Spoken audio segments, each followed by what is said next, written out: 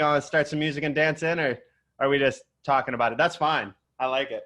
We can talk about dancing, talk about music.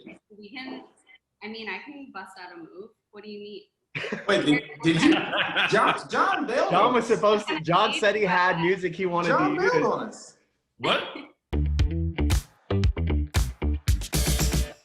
Well, welcome to your guest and roommate. Would you mind introducing her to the group? This is the incredible Beth Walkman. We last couple, it's been 6 months, almost 9 months. Yeah. 9 months, we blossomed up an amazing friendship. Cool. And my roommate now, her, myself, another friend, we live in this house, and it's been incredible, just conversations we've had and shared, and all that wonderful stuff. Yeah. Very, very cool. Well, welcome, Thank you, Beth. guys. I'm Colt. Join the boys crew. Right? We need it. It's a necessity. It helps us. So thank you so much.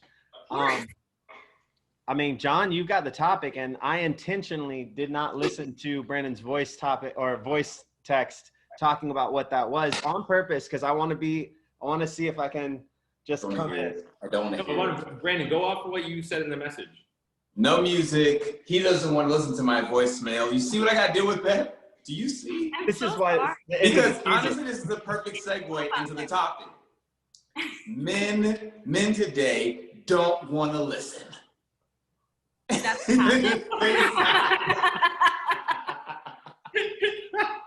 have some notes. Okay. I'm Colt. Just ventriloquist. Just. Oh, I swear to God, though, if you listen to the voicemail, it is about it. First, he was like, let's talk about courage and personal development. I was like, yo, let's talk about men today versus men of old. And then both of you were like, I didn't listen and I didn't listen. So I'm like, guys, y'all really proving the point today. Y'all really set an example, baby. Set an example. Well, then thank God we have Beth here to talk about it and to help us work through these problems, because I have apparently no we need it. experience in this arena, of course. Well, let's get started. Throw it on in there. So men All men in my listening. life are perfect at communicating. Is that sarcasm? I like A little that. bit. Just a little bit. Just tad. Just a little. All right. Well, you wanna break it in? Here we go. Break into the topic. There's got to be a cooler way to say that. I don't live in LA. I just wear the hat, so I'm not as cool as you guys. That's gonna be a shirt. I don't live in LA. I just have the hat. That's it. Christmas gift for Colt. What's up? Are you back in New Hampshire? Because you were in Texas last week. I was in Oklahoma. That's where I was shooting, and then now I'm in Atlanta. So I'm gonna visit family and do a little work here, and then I might have to go back to Oklahoma. I might have to go to New Jersey, and if not, then we'll just pop back up to New Hampshire, camp out in the woods, actually have winter, which is a thing that I hear is happening in places, or at least fall. Yeah, it may get canceled, but it is what it is. Yeah. She was in California last week where it was 91 day and then snowed the next day or 2 days. Yeah. Didn't it drop like 36 degrees or something? Unbelievable. Yeah. There was snow on the ground, like legit snow. Were you in Denver? I was in Boulder. Oh, fuck yeah. I love Boulder. Yeah. Very cool. What's Oklahoma like? In general, or Brandon. I know, just Like as a place. You know what? I was very fortunate since I was there working, and most of my travel is usually because of work. So usually when I'm there, I am kind of I'm fortunate enough to not have all of my free time, but also when I do, there's people from there that are in some position of, hey, I know what to do, and you should go do these things. So I had a great time, and honestly, I didn't fucking go anywhere. Like, it's fucking COVID still. Like, I went to set, I got my test, I shot my scenes, and I went home, and I hung out with my wife and fucking dogs. It was the best. So Oklahoma was great. It's a really clean, industrious place. I don't know. It was fine. I really like my Airbnb. Today's podcast brought to you by Oklahoma. Yeah, exactly. No, I would like to go back when I can like explore it, because I heard that there's a bunch of cool shit to do by that tour guide person that was there. And I was like, oh, that's so neat. So my apartment is where I'm going to be. I'm gonna be here. So, thank you. How's Boulder? I like it. Yeah, it's fucking awesome. You like Boulder? I loved Boulder. I mean, yeah, it's so comparable to California. Like hippie wise, the food, the yoga, the like. Yeah. Weed is there. Like, you know, it's like a chill vibe. But I do prefer ocean over mountains if I were to be. This is where we differ. Yeah. Where we differ. Brandon, I'm sure it won't be the only place we differ on. So. Oh. You know? Both their faces. That face will. This podcast brought to you by that face. I was like, what do I say to that? I wore my turtleneck for this. I'm just kidding. Of Oh, course. shit. Well, we're off to a roaring start.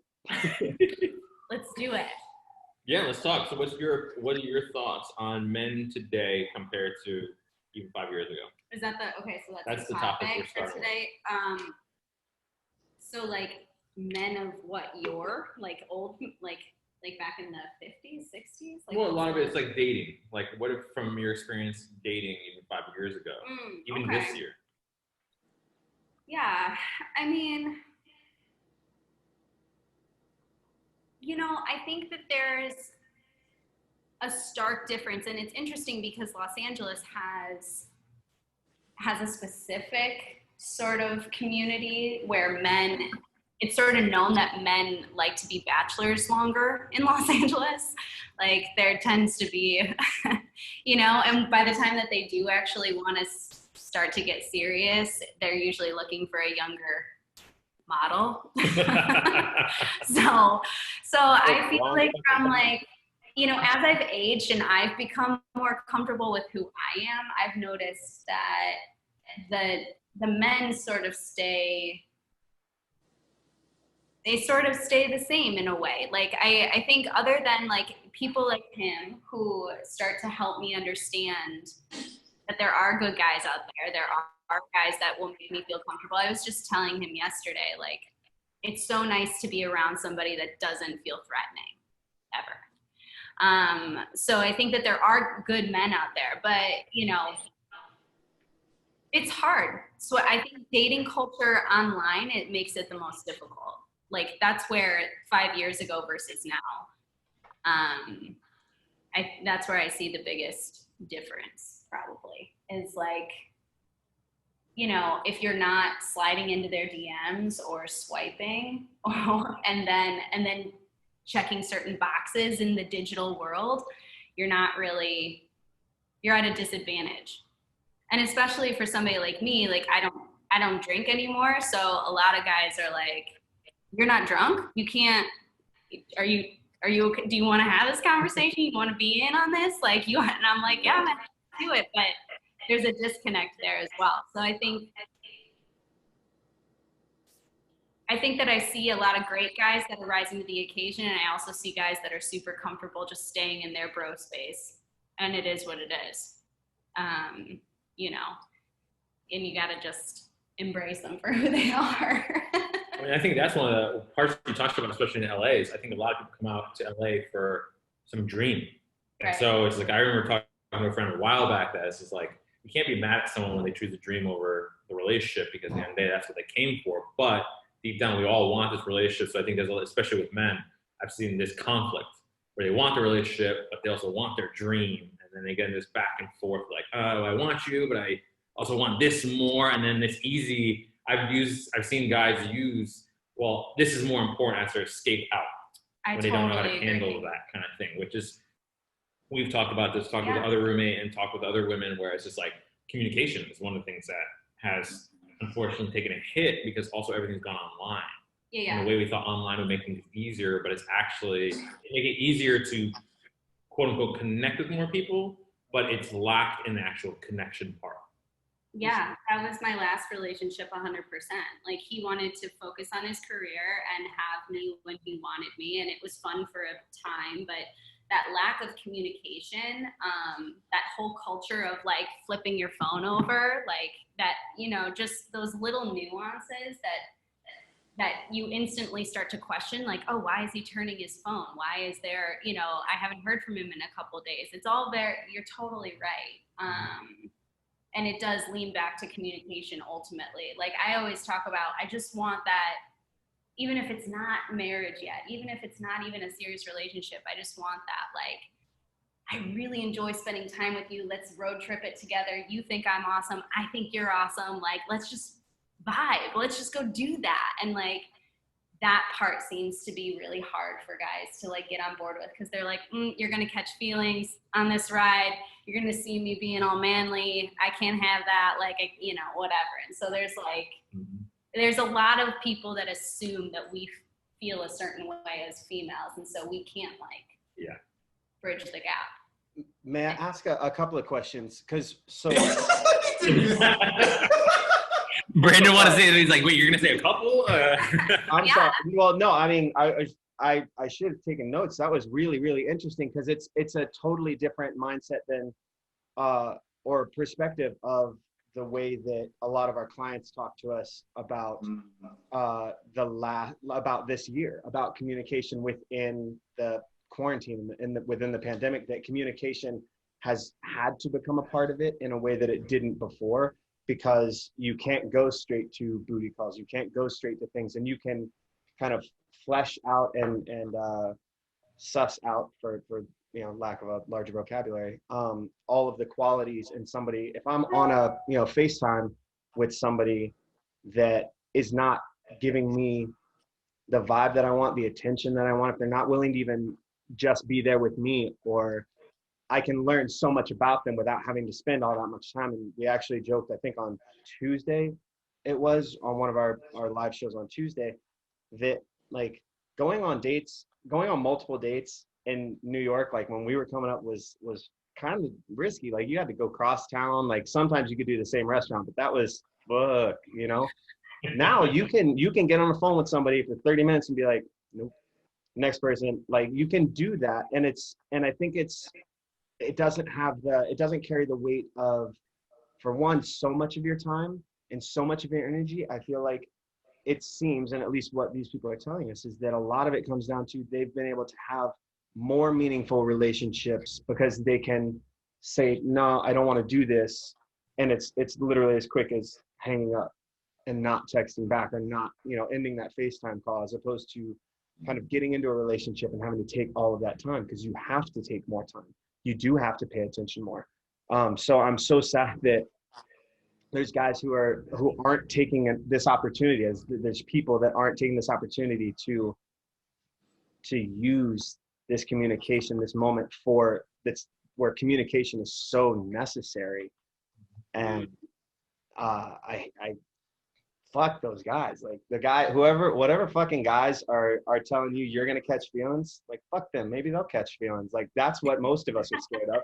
Honestly, so many of us are scared of that bullshit other half of it, where we're like, no. And I don't know exactly what the dream you were referring to, Jon, is. So actually, before I go any further, and I also want Brandon, obviously, for you to jump in here, but what was the dream you were referencing when you said like people come out here for the dream, and then like a girl could get in the way of that dream? Dream of like being an actor, being a screenwriter, being a musician. Like so many people come to LA for this dream of what LA is good. They don't come to LA for like, I'm gonna go to LA and meet my wife or meet my future family, my partner. But that's where I think one thing, Beth, that you had also said that kind of got me was that, you know, is that same thing. Guys that don't want you over their career, don't listen to what they say, watch what they do. You know, they're telling you really a beautiful thing, which is, I'm not like worth spending your time on, because we don't work. They're giving you a clear out of like, no, I'm just not the right person for you, because I want this more than I want you. And I appreciate people doing that, or I did appreciate people doing that, and still do, even as friendships and that kind of thing, because fuck it, 8 billion people in the world, like I'm good. You'd be all right. Brandon? I got two for her. How would you describe what it means to be a man or someone who lives in masculinity, and who is the first example that exemplified that definition? Yeah. What's it mean to be a man? My definition of it? How do I see it? Yeah. You know, a good example would be, I'll answer it all in one. So the first example of a man, and a consistent example, would be my father and my brothers. I think that them showing up, and it's probably a classic answer, but them. It's not actually. It's not. If it was. Yeah. Well, I'm intrigued on this answer because I think for some women, I think we tend to see that more with women, that being an answer, but not necessarily for guys. Oh yeah, sure, maybe. Yeah. Yeah. Because I've heard a lot of guys say the opposite. Really? Interesting. I can see that though. Like, I can see that. I think for me, like, my father's always told me that I'm beautiful, always been the first one to help me with a work problem, my car had a flat last week and he was the first one to fix it. He spotted it to begin with, little stuff where I feel taken care of in a way that doesn't require reciprocity. Like, I don't necessarily have to do anything back. I don't have to even ask. It's just, I got you, I love you. Like, that form of communication that's actually just unspoken, that's the love from a man that makes me feel whole. And I think that, it fills the void, whether it's getting into the car and my dad just happens to play like our song, and it's just like, he's Irish, there's not a lot of talking, but like he'll play, there'll be something that really shows like, I love you, I care for you, like I'm there. And I think that those examples of being a man are the ones that really mean a lot to me. Now, of course, having integrity, like truly, Jon is a great example of it. I'll give him props. Like, you don't lie. You don't even sugarcoat most of the time, but you have kindness. And I find that to be a really lovely, like, manly quality, because you're not doing it in a way where it feels like you're putting your emotions on me. You're just kind of confident in who you are. So I think from a male definition, or a man, those are the big things. Like, I can open my own door. Like, not that I don't appreciate some of those gestures, but in the end, I'd rather have my heart and soul fulfilled by a connection as opposed to being showered with gifts. I take gifts, but I like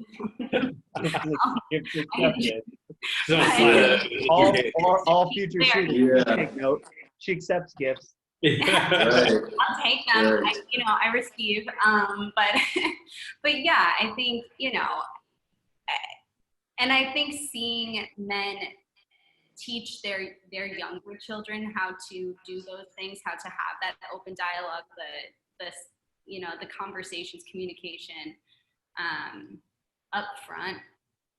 Like, those are the manly qualities that I really appreciate. Those are the things that define a man. Now, the rest of it to me is, you can be a bodybuilder, you can be an artist, you can be, it's more fluid to me. I don't necessarily think that, like, you have to be in some specific box to be a man. Just like, be a good human, and the rest of it sort of falls into place. It's probably not the typical answer. I don't have like a laundry list of male qualities that do it. What's the typical answer? I think that's what I find interesting about a couple of ways you've answered. Like, it's not even about a typical answer, it's about your answer. Like, we want to have a dialogue with you because I want to hear about your experience and how you view men, how do you view, like, what is your experience? Because your experience is so unique, and I think we can get so much from it that we've all dumped our expectations about what we've heard, what we think men are, to create this space for you to paint a new picture for us through your lens, right? Like, even talking about your dad, the first thing that came to mind for me was communication comes in different forms and shapes. So if your boyfriend or the man in your life does not talk that much, this woman says, I was raised by a man that I know loves me because of how he treated me. He may not have talked a lot, but how he treated me.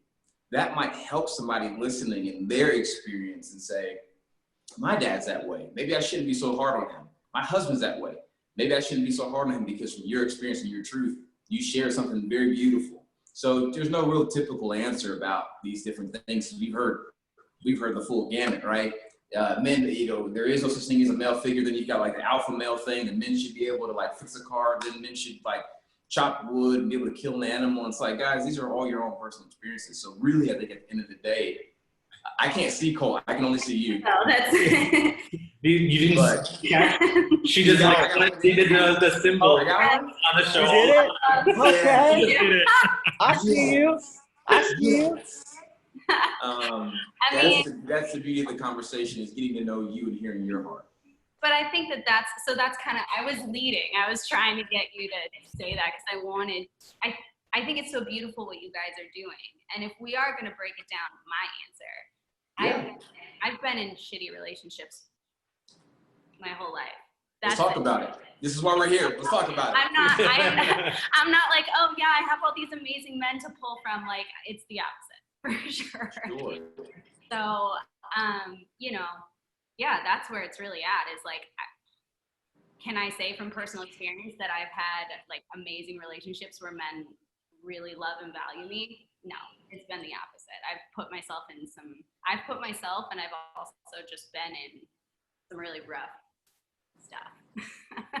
So, it's a little foreign for me to have men that are even like, tell me, like, really? What do you want then? What do you fucking get out of this?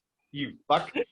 So this is something really beautiful that you touched on, Beth, and that Brandon, then you expanded on. And I think what's awesome is that what you're asking for out of communication is not just verbal communication, right? You touched on that, but what we've talked about a million times, whether on the channel or in private conversations, probably in our group chat, was actions are that thing that you can do to show your love. What you love about your dad is not that he communicates verbally, it's that he takes actions and expects nothing in return. That's beautiful. That lack of reciprocity, that pressure that I think women seem to feel so much, that, I talk to my wife about a lot, that's the thing that I hope that we can start breaking down and refining, if you will, about men. And, that should be a goal, is that the actions that we take they need to start being linked to what love is. Love is actionable. Love is action, because love is what you do, not how you feel or what you say or what you pretend, like all that thing. Give it to me. Yes, Lord. I'm with you. Hallelujah. Yes. But it's just it's so inherently tied in our society, I feel like. And tell me if you don't feel like this, because you're the special guest. And so everything that we say is literally like to you. And then if you say, fuck that, like, fuck that. Like, but I think that the thing that I hope happens most, if nothing else, out of the refinery, and Jon, this is, I think, what your goal was that we can start finding specific ways. And Brandon, I know this is what you have been doing with New Age Gents, and it's what we're doing with Part of Love. We're trying to pick at least one thing that we can help people grasp onto, like literally an actionable thing that they can go, this is how we can make better men. This is how we can make better love. This is how we can make better relationships. And it is through actions, and taking this whole thing about pretty words and no, intentions, but with no action behind it. take that out of the picture and start focusing on that action. I love that. That's so beautiful. And you seem like you have an awesome dad. That's so cool. My dogs are getting ready to go crazy, just so you know. Yeah. I apologize. Well, it's interesting, Brandon. You mentioned something, and I'm wondering if you guys have done this as well as you. Have you guys done this sort of the test to see what your 5 love languages are? Yeah. 1,000. 1,000. Oh yeah. Come on. Okay. It's interesting when you understand what is that really speaks to you, and being able to let someone know, because as someone, kind of like we were saying, you'd rather spend that quality time or be able to have a conversation with someone over gifts. Now, you still enjoy gifts, but it's not high on the list compared to other things. Whereas for someone else, it might be gifts. And so communicating those needs and communicating how would you like that love to be shown? I think by communicating that and like that loves person, because someone who can shower with you gifts may think they're doing the perfect thing, but in reality, what you really want is quality time. Yeah, I agree. I mean, I think part of the whole communication breakdown, if I'm thinking of relationships, whether it's with dudes in the past or even friends, or family members, right, is that I think that the root really goes way earlier in life than we care to talk about a lot of times, especially men. Like I've noticed that in men, is like the childhood trauma, the childhood issues, that inner child that you're sort of still repping in your, but it's like, I think that's where the conversation really needs to start, is like, yo, what happened? Like, what was your high school like? What was your college like? Like, how did you feel? Like, were you, those are the conversations that I would love to have, and the barriers that I'd like to break down. And it's not so much one of those conversations like, how many people have you slept with? Who are your past girlfriends? Like, let me see their Instagrams. Like, I don't, that's not it. It's more of like, I need to know I need to know what your life has been so far, and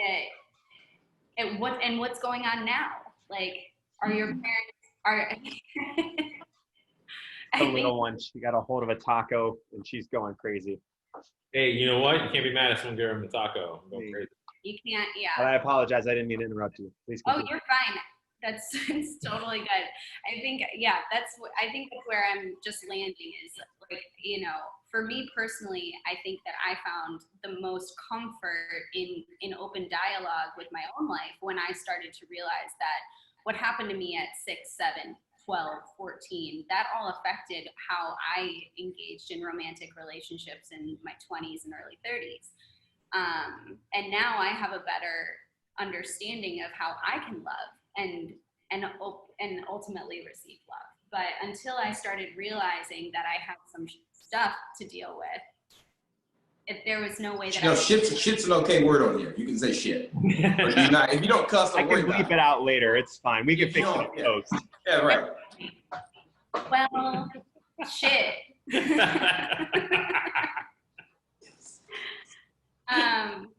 Yeah, so like the little kids cussing for the first time, like poop. Hey, don't ask for it. I actually have a pretty dirty mouth. Baby sailor. It's the Midwestern in me. So yeah, I guess that's where I would go in terms of like what I hope you guys, and I think you guys are already doing that with this, but if you continue to find ways for even men that are still boys in their early years, if starting to understand, like, when they have something traumatic that happens to them, how to deal with it in the moment instead of burying it for the next decade and then having to unearth it later and find therapy and healing, way later. That's my hope for the generation coming next, is they start to be able to heal shortly after a trauma as opposed to years down the road. Right. Well, speaking of which, I'm curious, right? Because we talked about your dad, we talked about your brothers, and then you say you got shitty relationships, but then you come back and you say to me, you got to acknowledge your trauma for why you dated a certain way in your 20s and 30s, right? Yeah. So I'm curious, what shift for you? Would you say it was the men, or would you say it was you that made your current relationships what they are? My current relationships? The relationships you're referring to is shitty, right? Oh. When you reflect back on the work you're talking about, when you look at it, do you say, actually, I had something to acknowledge? Maybe I wouldn't have gotten that relationship, or maybe that guy wasn't that bad, I just chose him anyway. I'm curious, now that you reflect back, what do you think was the difference from how you feel now and how you felt then? Yeah, at risk of sounding very LA, the frequency was just very off, you know? Like I recently ended something with somebody, and I was on and off with him for 5 years. And I've known him since high school. And the relationship before that, I also knew since high school. They were carbon copies of each other in a lot of ways. So I just like, I don't know, maybe I'm a masochist a little bit, but there was this comfort of like the sarcasm and the partying and just, it was a lot of fun without a lot of like seriousness. And anytime I would challenge that and be like, hey, I want to like go deep, like let's, you know, whatever, that was like not the vibe. It was like, let's go party instead. Let's go like whatever. They're just, and I think for me, to be able to get through that relationship and finally put it to bed, which only happened a few months ago, really, like COVID really taught me that, was like, no matter how much I try to get him to have the conversation, acknowledge that like, I just want to have the conversation, he just couldn't have it. It just couldn't happen. And so it was a letting go that forced the real growth. It felt like a flower that was trying to get through, and it just wouldn't until I let go, you know? Like you can't force growth on someone. You can't. Why are you smiling? I'm not smiling. I have this thought running through my head, and I want you to finish your thought. Say it. Nah. Come on. Say it. Come on now. Bring it on. I mean, all right. So the main reason I started New Age Gents was there's this narrative of like, there's a lot of bad guys. There's a lot of shitty guys in the world, right? So all you hear is a lot of shitty guys, a lot of bad. Okay, fair. That's okay. Let's just roll with the punches. That's what women are saying. But you don't really know what makes it shitty. You don't really know what makes it bad. So men are just bad. Got it.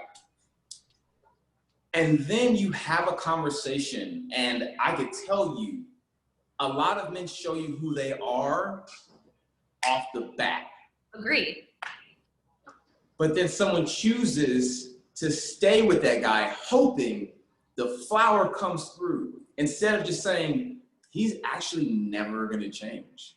The guy I met that wants to party, the guy that I met that wants to do this is probably who he's gonna be 3 years from now. But then after the relationship doesn't turn out a certain way, it's nothing, I'm just speaking it how it is, right? Yeah. Now it's a shitty relationship. But that shitty relationship is tied to a guy who was honestly just being who he was from the beginning. If the story is the way it is, he didn't present something different as like, I want to change, I want to be this guy. He's like, no, I party, I want to have fun, I don't want to go deep. He is who he is. And there's a choice to be made that if I stay with him, am I willing to still accept the fact that he may never go past, he may never give me the depth that I'm looking for? Yes. Yeah. I think you're not wrong. I think that the issue is that it's way more complex than that when you actually get into like the meat and potatoes of a relationship. Like you have those nights where it's like, whoa, that was like magical. We went somewhere else. We had like that deep talk that one night. We had that one thing that makes you hope for something different, you know? But that's the issue that I tell people about. Yeah. Don't let that little glimmer of hope become the whole picture. I think you had a moment. You had a real moment. Yeah. But that moment does not define, like Jon, I think Jon's a perfect example of this, right? Who you're getting with Jon is who you're gonna get 5 years from now. And then one moment, he told me a story when I came over, right? I came over for dinner. I think this is actually a really good example. I know Jon for the most part because he presents himself as who he is. Then he says, I've done this one thing, I went out and I had this trip, right? And I'm like, wait, what? That may be a part of who he is, but who he shows up as every day is the man sitting next to you, right? So then I know 5 years from now, I'm still gonna get this guy. Now this guy who may wanna try something else may come out once in a blue moon, but for the most part, in this relationship, if he's my boyfriend, that's who I'm probably I'm gonna get. So then we have a choice in the moment to say, okay, if I didn't see anything else, if no one else presented anything else, if I didn't go off of the one night that we had a couple of drinks, it was a lot of fun, and I knew who he was day to day and how we met, I can say to myself, that is or that isn't what I want down the road. And that's okay. Yeah. You know, that's what I get a lot of with women. They'll come to me and I say, well, who did he show you he was? Who did he tell you he was? If he said he's not ready for a relationship, believe him. But he said, no, the actions. This goes back to actions. God, follow the actions. Listen to the actions. He could say one thing, but his actions are saying, I want to party. I want to have fun. I really don't want to go that deep. Was it nice? Sure. Follow the actions. And that was If I may. so there it goes. I'm going to agree with that and challenge it, I think. Please, I'm ready on for all it. accounts. I'm just throwing Come on, I'm ready for you. Sorry, yeah, it's so hard to have this like beautiful conversation and just be like, well, here's one follow-up point because it's gonna lead down a forked road, and we will take the one less traveled by and the regular one. Yeah. So I think that I agree in the sense that follow the actions, obviously, because I said that. Yeah. I'm super into that. Yeah. We talk about the full circle. Yeah. Okay, that's something that we talk about a lot, and the full circle is just like somebody can be like an 80% of the way there of your like perfect thing of that perfect relationship, and 20% is missing. And okay, well, is that enough? Are you okay with that?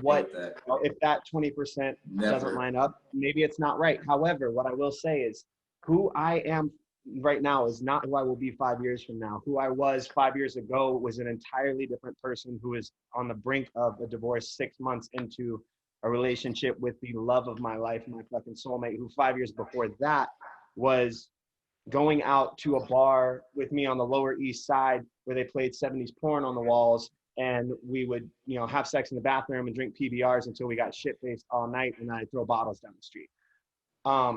With that in mind, what she saw was my truth of who I wanted to be, and I think who she hoped I could become, and as I made those little inroads. So I think that it's what you're saying, and sure. I think it's what, Beth, you're saying, and I think it has to do with if you see the core of that person, and that takes time. This is why we do not ever, I just, there are very few things I wholeheartedly disagree with, and love at first sight is one of them, because love takes time. Yeah. It's not possible. You can't love somebody when you first see. You can lust after them. You can hope that they become those things, but you can't love them because it takes time. You can hope things, you cannot know them. You can want them, you cannot know them. And I think that, Beth, what you're talking about is taking that time and putting in that time, and how hard that is when you have those beautiful moments early on, and then for some reason, or even midway through, and then for some reason, it's never quite catching consistently. The consistency isn't there, is what it seems like. And if I'm wrong, like I said, please correct me. But I do disagree that people are who they are and are unchanging. I have said this a lot of times on here and a lot of times in life. I fucking, Jesus Christ, if I was still who I was in college, even as a soul, because I hadn't dealt with my trauma, because I hadn't done those things. And I also had gone to therapy. I had done those things. And I fucking lied. I lied to the girls. I lied to my therapist. And I fucking had therapists that signed off on me and were like, I don't even know why you're here, man. You clearly know what you're doing. You're taking your time. You're talking through these things. And I was like, it's fuck you. Like, you know what I mean? I think that when I found somebody, and this is to all of us, I said to Beth, because you're the guest, but to all of us, I think the really hard thing to accept is that the person that is right for us, the people that are right for us in life will work on those things if we are worth it to them. And if we're not, they will tell us that by their actions. And I think that's a hard thing for us to accept, because when you find somebody who fits 10% of your circle in that first 10 minutes, you're like, fuck, this could be it. Oh my God, what if I explore the rest of the circle? And until you get all the way around that circle the first time and you're like, okay, there's like 20, 30%, 40% missing. It's fine. I'll fill it in with the future, with hope. And we go around the circle again, and they fucking miss again. Or maybe they get a little closer, and Jesus, if they're 1% closer, we're like, we're doing our job. It's fine. That's it. And I think that's one of those kind of unanswerable, really hard things, is that you can't really know. But if you ever, in my opinion, if you ever find yourself going around that circle even one time and it's not any different, cut. You got to take care of yourself. You and your circle are too fucking important. Your life, your love for yourself is too important to spend it on someone who's not willing to. It's okay. So that's what I was saying to that. Well, and I think I want to talk on like what you were just saying. It's like people sometimes hold off from ending something because they're hopeful that something's going to change. And it's that dance between how long do you hold on and hope for something better, or how long do you call it what it is and end it and move on. And it's just like that. Well, like that's that dance that people go back is like, it's like, I think Bob Marley had that quote. She's amazing. You won't give up. If you give up, if she's worth it, you won't give up. If you give up, you're not worthy. And there's another part to it, but it's like, how do you know which part is it that she's worth it, so you keep going, or you're not worthy and you gave up too early, or you are worth it, you have to move on. So it's that balance in between all of them. Our little public bar house decided to join. Hey. When we talk Oh my God. I'm the man in her life. I'm the man. I mean, I'm the big dog. I think the answer to that though is if you make it known. So that 5 years ago in LA at that 8208 Norton, at that apartment that was across the street from where you guys almost were, I came in one day and I was like, I don't know what to do. I don't want to ever live without you, but I can't have you hating me all the time. Like I don't. And she was like, I know. And I said, well, what do we do? And she was like, I don't know. Except she did.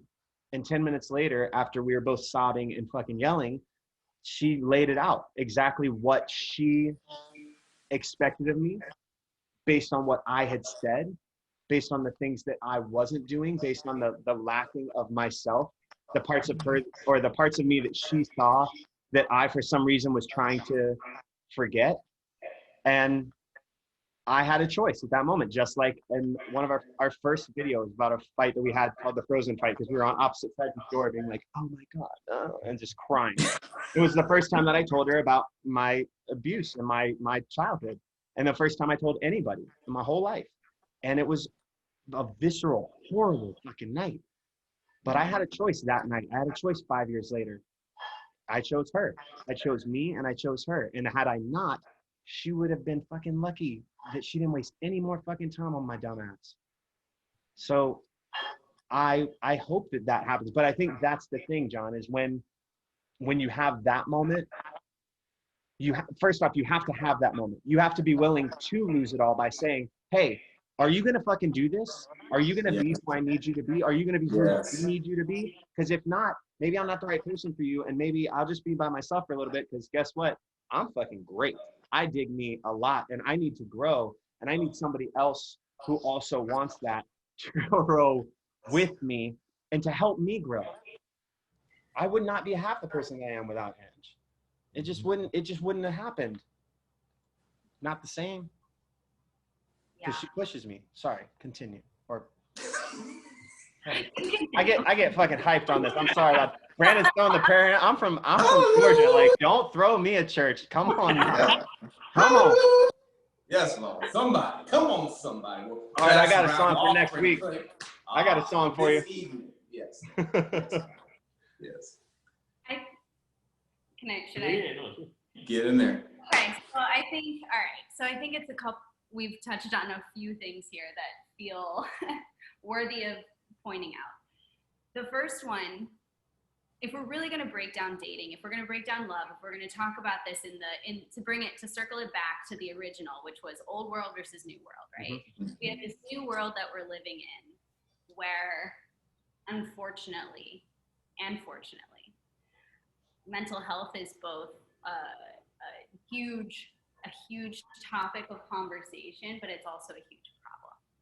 Self-worth gets wrapped up in that, and you touched on that, Colt, and you did too, Brandon, and I'm sure at some point we all did, but like the self-worth aspect of things runs so deep in relationships, because ultimately, like, you ask the question, or you mentioned, like, why go back when they show you, right? Yeah. The truth is, like, it was my self-worth that didn't really, like, it didn't have the power that it has now, where I know that, yeah, okay, you're showing me this, like, that's fine. Like, when my self-worth was lower, it was cool if we slept together, twice a week, and we got takeout and we like watched a show together, and that was fine, because like I still needed that companionship. I still needed like the sexual attraction, but there was a barrier in my own soul of love for myself that I just wasn't there. I wasn't capable. And so, like, I think that that's the other part of it. It's like, it sounds beautiful and easy to be able to say, like, oh, you're showing me. Cool, I'm out. Like, no, it kind of is nice to snuggle with somebody twice a week. Like, even if it's not giving me that, husband trophy that I'm looking for. Like, it gives me that. And and then the other part of it is this age of today is a very, like, in the moment, instant gratification kind of a vibe. Like, that's where we are, everything from how we order food to order cars to order boyfriends. Like, it's all pretty instant. Like, if I wanted to, not to be like whatever, but if I wanted to, I could go on an app and like find someone, sure. So my point in all of that is, like, I think that what you're saying is right, and I think that the advice is spot on, to tell people, focus on what the guy is telling you in the moment. Because the truth of the matter is, if my guy had changed his mind, I bet, I'm telling you, I would be the first to know. He would be like, hello, the thing that you've been wanting for 5 years, I'm ready. Like, but he didn't, right? So, like, to that end, I think people are who they are. Now, to Colt's point, like, I mean, I am not the woman that I was when I first started dating him, like, to your point, like, blowing lines in the bathroom, like in Vegas, and like, not being like, and just a life of debauchery. Like, you wouldn't catch me doing that ever now. And again, that's the self-worth and growth journey that I went on, and he just didn't come with. That's it. That's, so ultimately, when it comes to dating, I think that there's just a lack of a conversation about where you are in the journey. Like, we swipe, yeah. So I can't see Colt. I can only see you. How can you not see me? That's why I've been wondering, because Colt's been doing some pretty funny stuff, and I see no reaction coming from you, and I'm like, maybe he doesn't see. I mean, I only see. Time that was like, hey, Brandon, can you see me? And you didn't react, and it was so. No, because Beth has my undivided attention tonight, Colt. Well, that's why I made sure that you didn't see me. Hence the turtleneck. Thank you. It's for her. It's not for you. I am so sorry, but we have to talk about what you just said. Exactly. The lines in the bathroom? The lines in the bathroom. Honestly, yeah, sort of. Well, I mean, that's no different from the 80s apparently. So we're biggest. The thing is, what you talked about is what is paramount to any love. It doesn't matter. Fucking relationships, parents, family, like everything. What is most important is self-awareness. Yeah. What you talked about was that you were willing to accept this relationship as it was. I know that we talk about this all the time with like when we're working a job, like we were just on the Aladdin tour. There were some, we call them kids, but they're like, 5 or 10 years younger. And you're like, kid, go out and fuck whoever you want. Like, enjoy yourself, enjoy your life, do what you want, go on dates, learn what you want, learn what you don't want, learn what you will and won't accept. But you have to do that through dating. You have to do those things. And what I love is that you touched on the fact that you had a hand in that. That is the thing. I think that we very often, and this is not from men or women to men or women about men or women, it's about people. Because we lack self-awareness, don't acknowledge that we don't hold certain things in high regard. And then when we get in conversations with people, we're like, yeah, that person did blah, blah, blah. That person did blah, blah, blah. Well, fuck, we accepted it. We let it be because it was enough for us in that moment. So I think the future of the conversation, like I don't know about days of yore or days of present, days of future past, whatever X-Men movie's coming out about dating next. To me, it seems like the most important thing that we can all push is this self-awareness. And, we say self-love, and I even say this to Angela, like sometimes that's hard for me to take action on that word self-love. It's so easy. We look at it and we say, well, self-love, love yourself. And I don't really know what that means, but we need to teach people to be self-aware, to know what they want, to accept that, and to not judge that. You don't have to fucking get married right now. Like you said at the very beginning of this, you're like, I'm not even looking for that. I'm looking for somebody that I want to fucking chill with and road trip with. Yeah. You want somebody who's willing to be your fucking friend, right? Who's willing to genuinely be there. Yeah.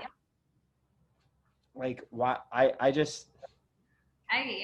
Why can't we fucking teach people to be into that, into that self-awareness and true self-love, be their own best friend, and then you can be a fucking friend to somebody else. I think you're right. I think that's what hopefully you guys are going to be able to impart on these, on both the younger gentlemen that you're going to be fostering, I hope, and also really any age group. I can speak from my own experience that I didn't start loving myself until I started having those honest conversations. For me, and Jon knows this, I'm unabashed with the fact that I wasn't sober and now I am sober. So for me personally, that was the road that I had to take. Now in dating, it was interesting because my guy stuck around through all that. Even though he partied, he would run off to the bathroom once I got sober and still do his thing. But he'd come back and be like, I just want to let you know, I love who you are sober. You're so much better, and I'm like, no, right, I know. Yeah, got me. But I guess my point is that's when we started to really disconnect, because I started to get this self-awareness that was oh, I have some shit to work out. I have some stuff to work out, and it's fully me. And that's how I can start to date better, love better, have those open conversations. And whether it's with substances, or whether it's your own trauma, or whether it's just with meditating for 5 minutes, just turning everything off for 5 minutes, whatever it is that you need to start to figure out that self-awareness. People need tools. You need a tool. You need a vehicle. It can't, for me, it was removing the alcohol and drugs. For others, it might be journaling, or basketball 3 times a week, whatever. But like, if you really want people to change, you're gonna have to give them a tool. You can't just. I was telling him the other day, I had a financial person tell me like, well, you need to save 6 months worth of salary, and I was like, that does nothing for me. And but then they said, okay, go into your bank account every day and thank your bank account. Go in and like thank it for existing, thank it for like providing shelter for you, and just like, and I know it's very woo woo, but like it's it's an action. If you want people to love differently, you have to, again, and that goes back to your point, Brandon, like not only listen to the action, but help provide good action for the future. And that's, I think, where self-awareness really begins, is allowing for repetition in a good way. Moral of the story is more self-aware men. Yes. In society. Self-aware people. Well, the topic, Colt, 100%. I know you're itching, okay? You're like, I don't want a box. No, I'm gonna crush the box.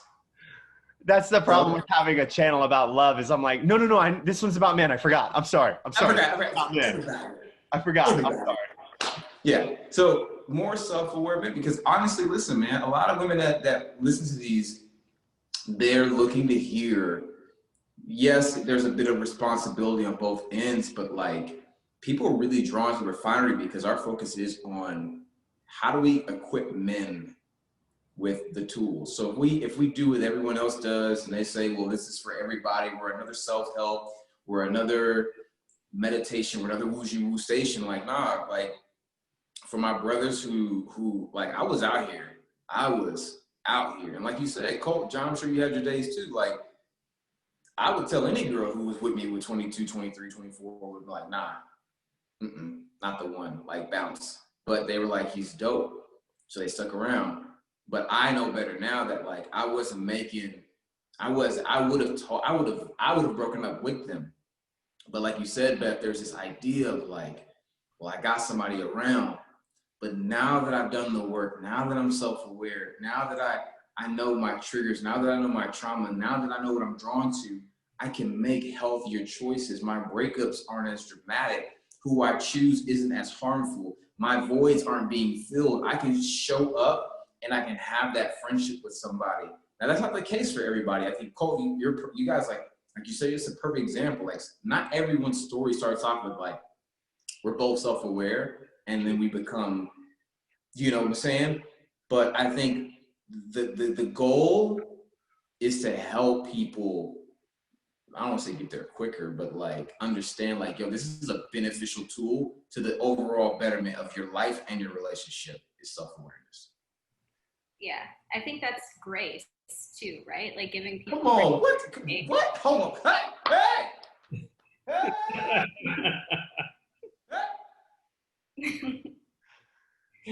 You're going. I'm sorry. We got excited. What? Grace? Come on now. Come on. Do I need to? Don't get us started, man. Colt and I will act all the way up.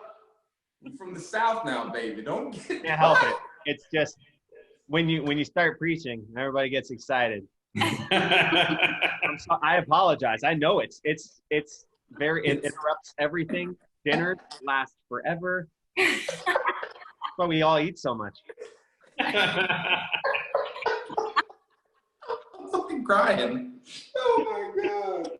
It's so true. Okay, so what are these tools that you're teaching them?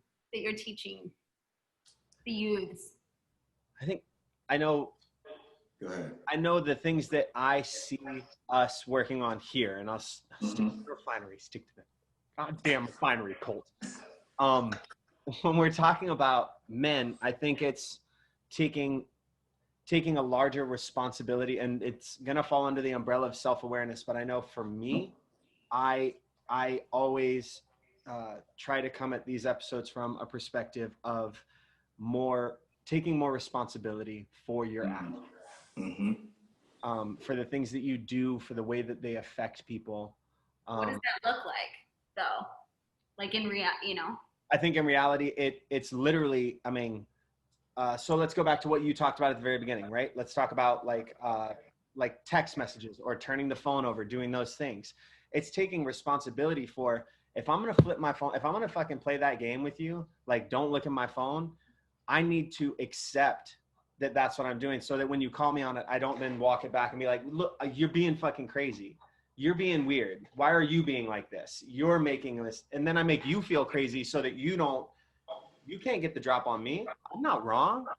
I'm not doing anything wrong. Yeah, this is your fault.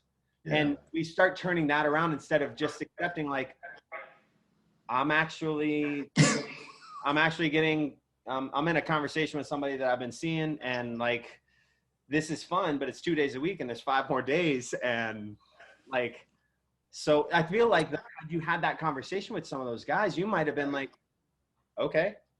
Or maybe you would have been like, cool, deuces. Like, you know what I mean? But I think taking responsibility for those, I fucking love you. Taking responsibility for, she just threw all of her clothes over my, I don't know if you saw it go through the frame. No, we didn't see it. How dare you? What up, Ange? Yeah. She can't come on camera right now. She can't. So anyway, I think it's taking more responsibility for actions. We actually talked about this earlier today. I said something and I was saying it in a way of like, no, that's not me. It was one of the dogs. I for lack of a better setup, I farted, and I was like, it was awful. It was so bad. And she was like, what the fuck is wrong with your body? And I was like, this not me. It's probably this one. I don't know who did it. Like, why would you blame me? And she goes, no. Don't use that voice. Don't use that voice that you used when you used to use that voice when we got together. And I was like, and I immediately got super defensive and was like, whoa. No. That is a different voice. I know what I used to do there. And I did that. And I literally like dropped a level because now I can take responsibility. And I was joking about that, but I used to do that where I would be like, no. You can't prove that that's what's going on. So you're being, what are you talking about?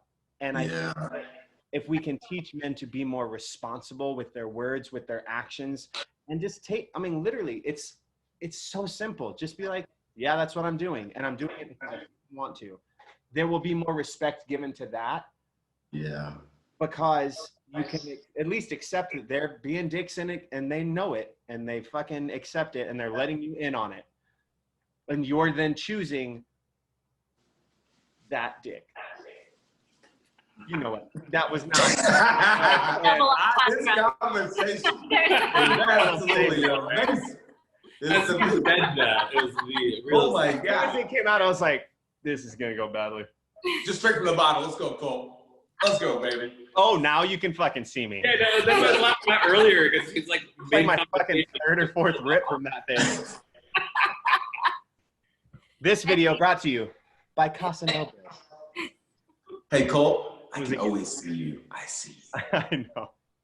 I know. Oh, God. So my tool that I like to give young men, or men period, is kind of what Colt's touching on, right? It's responsibility, but it's really about like being who you are, right? Now, that can go a lot of different ways, right? If this guy is raised in a lumberjack town with lumberjacks and all he knows is a chainsaw, flannels, boots, and beer, that's him. And there's nothing wrong with that, right? There's nothing wrong with that being who he is. He's honest about it. He's genuine about it. He's authentic about it. Same thing with a guy who may be into music. Same thing with the guy who may be into dance. The same thing with the guy who's a little more introverted, right? It's about owning and being okay with like, yo, it's not about being cool. It's not about, if you're an introvert, pretending to be the lumberjack. And if you're the lumberjack, pretending to be the guy who wants to be on an extravagant yacht, and those things aren't really your interests, right? People can change. People can have different things they like in life. Overall, I know for myself, a prime example is, and I talked to Jon on the phone, I think it was yesterday, was it yesterday, Jon? About for an hour. Talked to Jon for like an hour about horses and being on a ranch. I didn't grow up on a ranch. I'm 32, and I'm owning this part of me that desires to just have a very country ranch simple lifestyle. And I was talking to a young lady today who I wanted to be introduced to, and she was intrigued by it and felt like I was being genuine in who I was. And from the initial conversation, feeling the acceptance of, he's into horses, that's great. I was thrown off of a horse, and that led to a conversation. I think there's something really beautiful in having men show up on the first date, the second date, the third date, the fifth date, and 6 months down the road, it's like, who you got when we sat down, who you got when we went on that walk, it wasn't a representative, it wasn't a mask, it was me. That's the tool for me that I think a lot of men, I think can benefit from, and it has helped a lot of men. You don't have to be the provider. You don't have to be buff. You don't have to be a sex addict. You don't have to be straight. You don't have to be a football player. Take those limitations that society has placed on you down and live in your truth. Yeah. Jon, I'll add to that. It's just like that self-worth conversation. Once you know your worth and know what you will and won't accept, I think we make decisions a lot better. But kind of like what you tapped on, I think everyone's tapped on this, is like, it's those lessons when we didn't know our value, didn't know our worth, that we allow certain things to happen, and then we realize later, like, I'm not letting it happen again. Like that shit, like that person didn't respect me or my time. And it's funny because there's times where like I know the value I bring to a relationship, and so if I go out with someone, we have a great time, but then they like suddenly are just not responsive or not interested anymore, like it'll bother me a little bit. But then after, I'm like, no, it's kind of their loss. Like I know what I bring to the table. I know how great, like what a value I bring. So you handsome. You handsome and stuff. You handsome. Okay. You got a good job. You handsome. You handsome. I'm just saying. Well, but so the right person is going to also see that value that you bring. And when we know our worth and we know what we will and won't take or accept, the right person is also going to see that same worth and be like, oh, wow, that I want that in my life. And that right person, that's why it's like when someone doesn't appreciate who I am or doesn't appreciate what I can bring to the table, like that's totally fine. Like they may want something totally different, but to the right person, it's me exactly what they want. That's the person who I want to really value things. I'm so sorry. I know we've started getting to that place where we can see each other getting ready to talk. And so I just want to add something to ask to kind of wrap it up as far as the question that you asked us. To give an actionable thing, guys, help me out with this. And you, Beth, please help me out with this. Would it be helpful to say to anybody watching, and please comment below if you guys have a better actionable item that, helps you, but write down a list of, I mean, it's something so simple, but write down a list of your favorite qualities about yourself. What do you bring to a relationship? What is it that you bring? And what are your weak spots? Where are your blind spots? Maya, she squeaks in the middle of videos. Like that's what she brings. That's her big thing.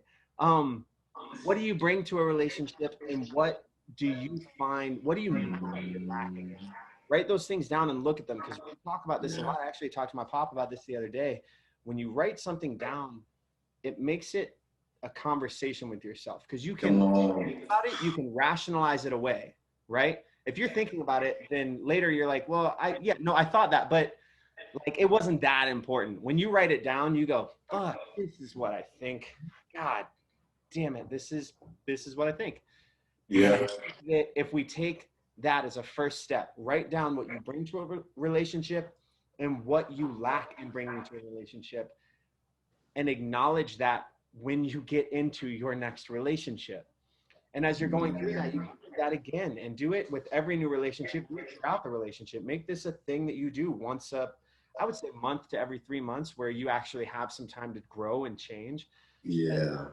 See who the fuck you really are. You know who you are. So how do we get that on paper for you to see it? Because somebody else telling you who you are is hard, but you know, if we can get it on paper, get it in front of you, you know, you said it, you feel it, trust that that's what it is. And let us know if that helps you. That's my advice. God damn it. Yeah, I love that. Cool. I think what I'm hearing from you guys the most is like, it's an exercise of honesty over and over again, right? Like, and so Jesus, is that you coming? Jesus is coming back. That's fine. He's just coming back. So I think like you put up a really, I'll like close with this or whatever. You said something really interesting about proof.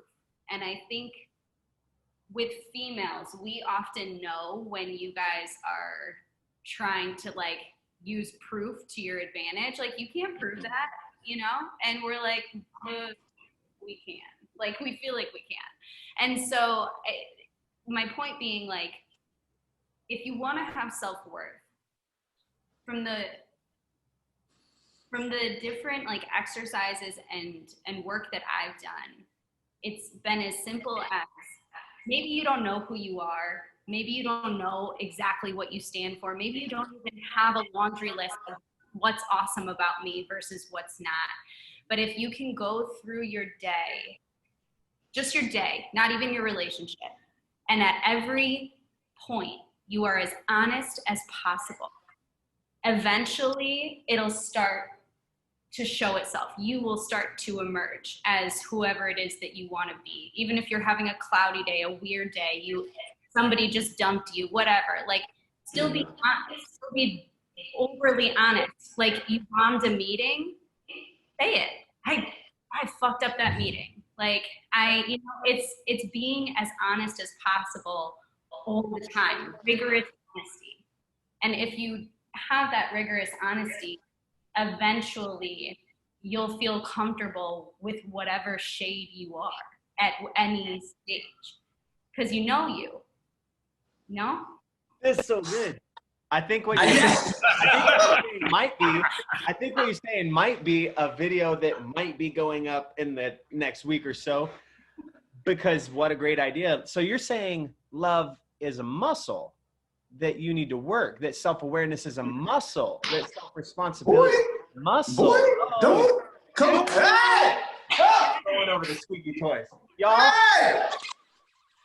I'm not playing with you tonight. What? I mean, Beth, thank you so much for being here. This was absolutely awesome. This was a great conversation. Jon, thank you for bringing her into this. You guys are so cool. Have some awesome conversations in your house. This is I can't wait to get back to the place where my hat was born. Come on. Brandon, as always, you know, I'm fucking. Wait, how do we leave without music? We can't leave without music. Then play some. We're just gonna have to like make it. Okay, up. wait a minute. Okay, Google, play Never Too Much. Beautiful. Okay, Google, volume at 8. 8. Can we hear it? Nope. You can't? I'm kidding. Ladies and gentlemen, thank you for being a part of the Refinery, episode 11. What the fuck? Whoa. Is that a big number for you? That's me. 11. There's so much synergy around that for our house. I love that. Everybody, good night. Mine says good night. All the pups are here. Hey, where's Baron Austin? They're outside, hanging out. All right. Thank you so much for being here. Beth, nice to meet you. I look forward to meeting you in person. Jon, thank you so much. Who is this beautiful little Frenchie? This is Frank. Frank the French. Great. Perfect. Frank, thanks for being here. Brandon, thank you. Yeah, I love y'all. God is good, y'all. God is good. Thank you for coming to church. Hallelujah. Hallelujah. Hallelujah. Can I get an amen?